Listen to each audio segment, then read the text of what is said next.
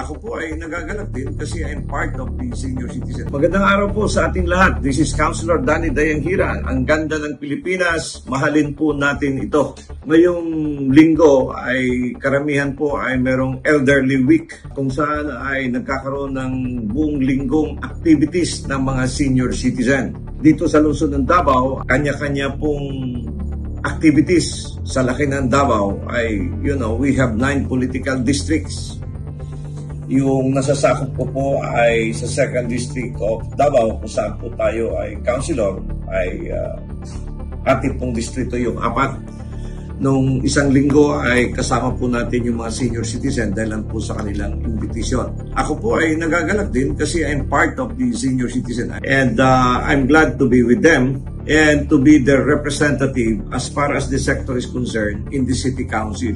Fortunately, tayo po din ang chairman ng Committee on Finance. Makikita po ninyo dito sa ating mga pictures ang katakot-takot na pagkakaisa, pagpapasalamat na kahit paano with our remaining years ay nag-i-enjoy pa rin po yung ating mga senior citizen. In my speech po ay binanggit ko na unang-una ipagdasal po natin talaga si former President Rudy Duterte. Nakikita ko po ay sa pamamagitan ng pagdasal ay mayroon laban po tayo dyan. Kasi kung aasahan po natin yung tao to decide as far as Philippines is concerned, sila nga nagpadala sa ating dating presidente doon sa ibang bansa na wala man lang klarong legal reasons. Dahil lang po dito ay kinakailangan natin ang intercession ng ating mahal na God, or Ginoo. Intercession in the sense na sana po ay maliwanagan yung mga magde-decide nitong kinabukasan ng ating mahal na presidente. At yun po ay ating ipagdadasal sa pamamagitan ng lahat ng Pilipino, at hindi lang dito sa Pilipinas, sa buong mundo, na naniniwala po sa rules of law at naniniwala po sa justisya. Pangalawa, kailangan po nating ipagdasal for humanitarian reason. May edad na po yung presidente at sa tanda na po ay nakakalimot na rin at may sakit na rin. Sana po ay pakinggan tayo ng Diyos na may balik po sa ating lungsod ng Davao na kung saan ay siya po ay pinili bilang mayor in spite na napakalakas din po ng kalaban. Ngunit landslide po ang resulta ng election. Ibig sabihin po ay mahal po siya ng sambayan ng Pilipinas. At lahat po ng ating justice system ay gumagalaw dito. Gumagalaw naman yung ating justisya dito, kaya sana dito na rin.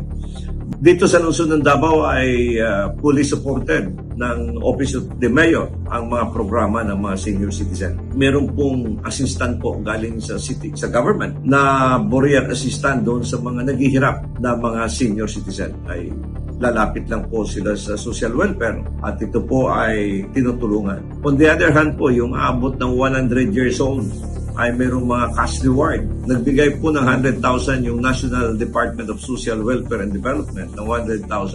Nagbigay din po ng counterpart ang lungsod ng Davao ng 100,000 sa abot ng centennial, yung 100 years. And of course, napakalaki na po nun, is 200,000. Kahit paano ay parang lang sa ating mga apo at membro ng pamilya, tayo ay nagpapasalamat kung umabot po tayo sa edad na yun. On the other hand, in coordination of National Commission po, nasa Manila, ay nagbibigay po din sila ng cash assistance sa mga senior citizen. And in the city of Davao, sa pamamagitan ng City Hall at saka City Social Welfare Development Office, ay nagkaroon po ng agreement, memorandum of agreement, yung office ni Mayor Basti Duterte sa pamamagitan ni Mayor Basti to sign for and behalf of the city with McDonald and Jollibee para po doon sa mga senior citizen na makapaghanap buhay. When you reach 60 years old, malakas pa rin po. And karamihan nito ay retired na, ay upang po ay mabigyan ng temporary employment, especially yung fit to work kasi very critical yung qualification. Kaya mo pa ba? Wala ka bang sakit? Sa 4 na oras po, ay gagawa ng trabaho at 255 daily. At ang sistema po nito ay makikita doon sa agreement ng mga restaurant at other private sector na nagbibigay po ng employment sa ating mga senior citizen. High moral po ang senior citizen ng lungsod ng Davao dahil lang po ay mahal na mahal sila ng ng city government. Bilang chairman po ng Committee on Finance sa City Council ay talagang pinapabigyan ng focus ni Mayor Rudy Duterte and Acting Mayor Basti Duterte at saka sa aking mga kasamang councilor yung mga kinakailangan ng mga senior citizen.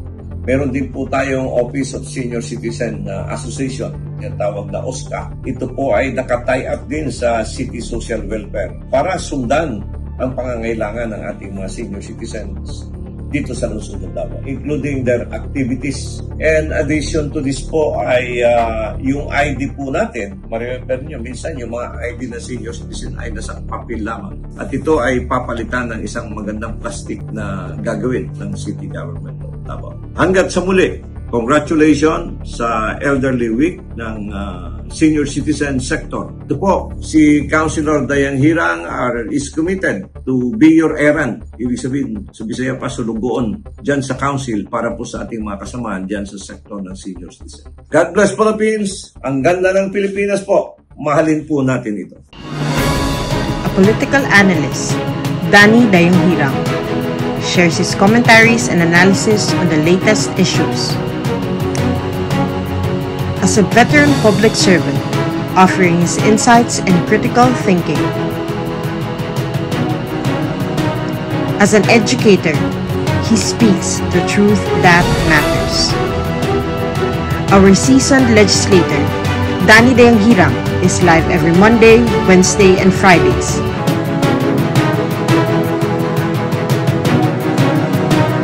Follow us on our social media platforms for more details. Mahalin natin ang Pilipinas.